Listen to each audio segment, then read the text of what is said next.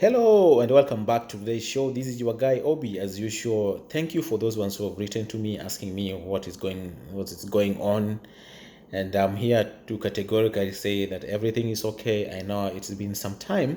I haven't posted any content on this channel. Of course, I had a few challenges here and there, but I can now confirm everything is okay and we are ready to go. Today, in response to that, I want to do a fans quiz show where I'm going to answer a few of the questions that have been asked on this platform, and I'm going to sample a few of them. Like I said, 8 of them, and if I'm not gonna maybe mention your name or answer your question, it means that your question is related to what I'm going to answer right now. And so to start us off, I'm going to start with Ellen, who is in Uganda, asking, what do you make of the Paul Pogba situation at Manchester United? The situation is not looking good because Pogba sometimes is missing, sometimes is in, sometimes is out. And going by what we saw on international duty, he really performed as a low-lying midfielder. At Manchester United, he is not deployed as a low-lying midfielder. He is deployed as kind of he's deployed as ahead of a low-lying midfielder. So kind of is supposed to operate as what do you call it? A creative midfielder. Pogba is renowned of giving those long passes. Okay, and so when you deploy him as an attacking midfielder, you're not really using him well. And so I don't know, but the situation is, like I said, it's not looking well. It's not looking good, and there are rumors, of course, saying that he might leave in January because it doesn't work between him and Ole Gunnar. Ole Gunnar doesn't really look like he rates Pogba, and so I think Pogba is still young, and if he's able to get another team, maybe he can really produce goods for any team he can play for, because he's a talented player.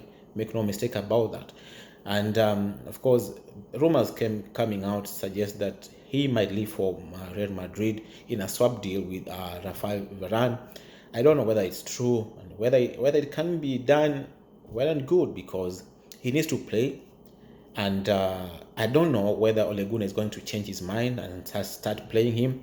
If he does, I think it will be good for the club and for the player as well. The second question is from Brian.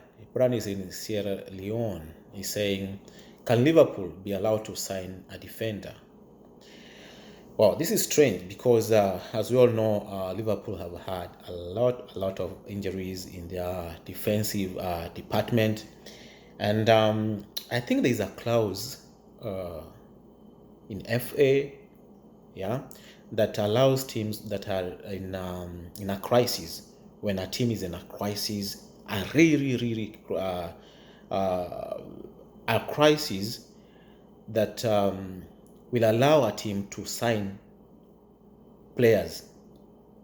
But now you are only allowed to sign a player who plays in the same league as you are. If for example you want to sign a player from La Liga and you are an English club, we are not allowed to do that. But you can sign a player, and if that player is available and the team you want to buy from is willing to sell, right? And so we saw it when what is the name of that club in La Liga? When Arsenal signed Thomas Partey, and Atletico Madrid did not have enough time to sign a replacement of Thomas Partey. They were allowed to sign Kondogbia, okay? And so it happens.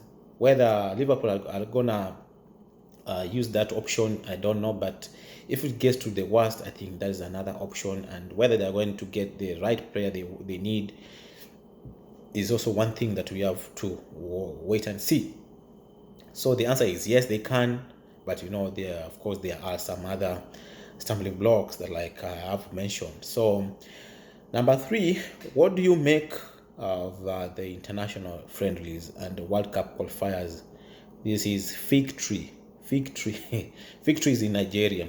Okay, now victory. If I have to answer you, of course, you have asked two questions in one. One is the international friendlies and World Cup qualifiers. World Cup qualifiers are, of course, one of the major tournaments we have in football, and is actually the reason why we had this break that we had, and so it is important that clubs release their players to international duties so that they can, go and defend their countries and maybe make it to the World Cup, make it to the Euros, make it to the African Cup of Nations, whatever you want to call it. But now, I know the reason why you ask this question is because now we are in a situation where we have COVID, and for me, World Cup qualifiers and whatnot, they are okay. It's okay to have those games going on. But now my problem is with the friendlies, because what we are seeing now is that we are in the mid of a crisis, Corona COVID-19 crisis, and we are playing international friendlies. And what we have seen that a lot of players have contacted COVID and they are not able now to return to their clubs and play for their club that pay them. And so I think for this time, I'm not really saying that friendlies are not good, but I think at this moment we can do, if it's possible, that we can do away with the friendlies and maybe go ahead with the qualifiers, which is okay. But friendlies that are going to maybe make many players that are not even important.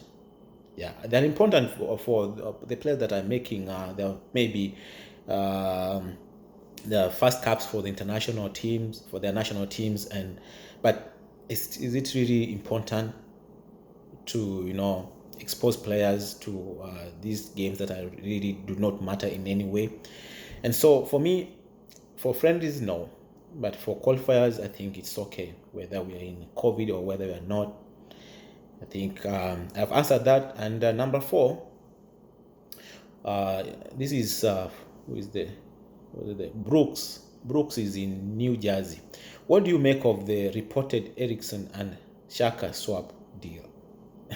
Of course, there has been rumors out that Inter Milan are prepared to offer Eriksson to Arsenal in exchange for Xhaka.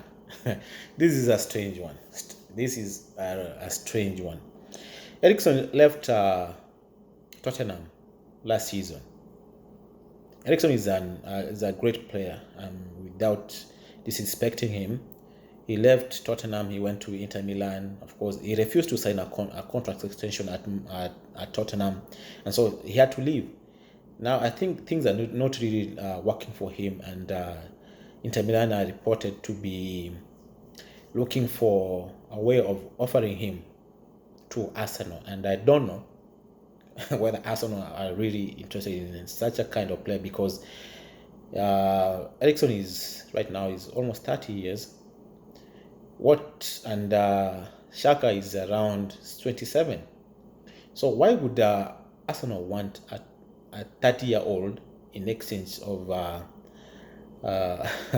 27-year-old asset? And so financially, for me, it does not make sense for Arsenal, but tactically, if I might put it like that, Eriksson can offer Arsenal what they're lacking at the moment.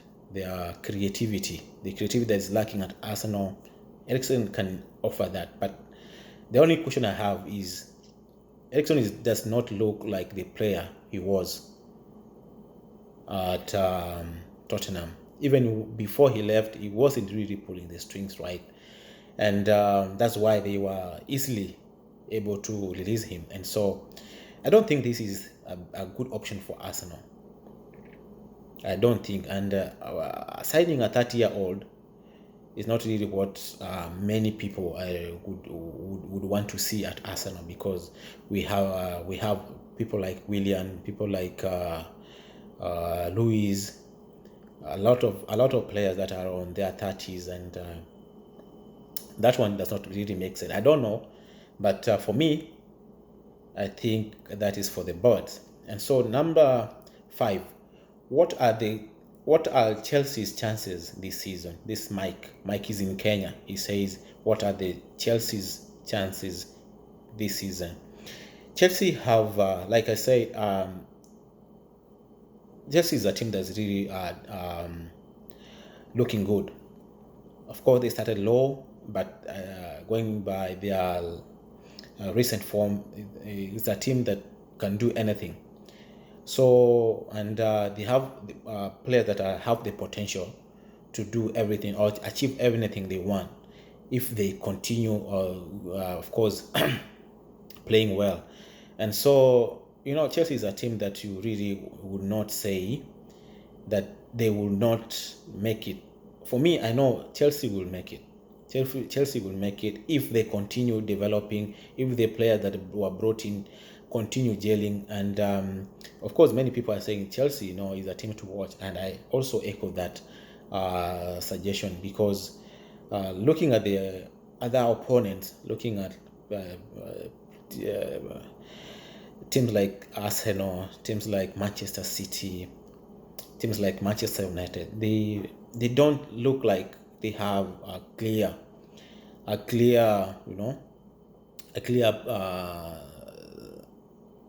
playing style, and so they are struggling in different departments. And so I think this is a situation where we're going to see Chelsea, if they continue this way, they are going to capitalize on their opponents' frailties. By the time other teams start catching up, I think Chelsea will be long gone. Of course, I'm not saying that they will win the league, but they are, of course, they look like a decent team that can win the league. And so I think that's fair enough. Number 6 is Leicester City better than Arsenal. I don't know why you're asking this. Classy B is in Sudan. Going with the recent form, Leicester has been a better team. Make no mistake about it. And don't want to disrespect Arsenal, but Leicester has been a better team recently, and of course maybe in the last couple of seasons. But I think Arsenal is developing. They have changed managers, and we can only assess who is better at the end of the season. But for now, Leicester are looking good. Of course, they have defeated Arsenal. They are sitting at the top of the Premier League right now, and so I think that's one of the reasons why this is coming up. But Leicester is good right now, but whether it can be at the top of the Premier League at the end of the season is also one thing that we have to wait and see, because right now the league is open to any team, and so it is too early to speculate on that. So that is Clarity B from Sudan. Number 7, what do you think is missing at Manchester City? Edward from Toronto, Canada. Edward, Manchester City has got what every player that they need. They've got the coach they need. They got the financial backing they need. What is lacking right now is what we are seeing is a deep form, of course, to the key players. And I think the players that were brought in have not really gelled. I think they need time to gel and maybe coordinate better. And I think it's just a matter of time. It's just a matter of time for Manchester City, because they have the players who can produce the goods. It's only that most of these players now are out of form, and when they will hit form, Manchester City, I think, will be back where they belong. Number 8, between Arteta and Ole, who is gonna be fired first? That's Job from Kisumu, Kenya.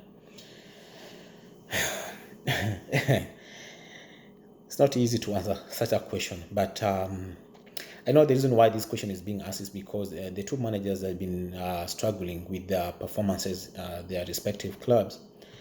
But saying who is gonna be fired first is not gonna be easy to say, because you get fired when you don't do your job the way you are supposed to do.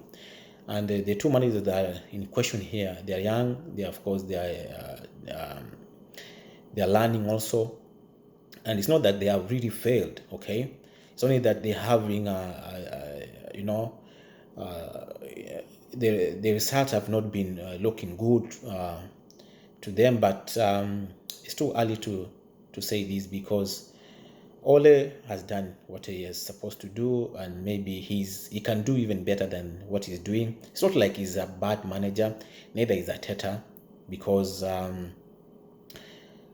it's not like it's a crisis thing. But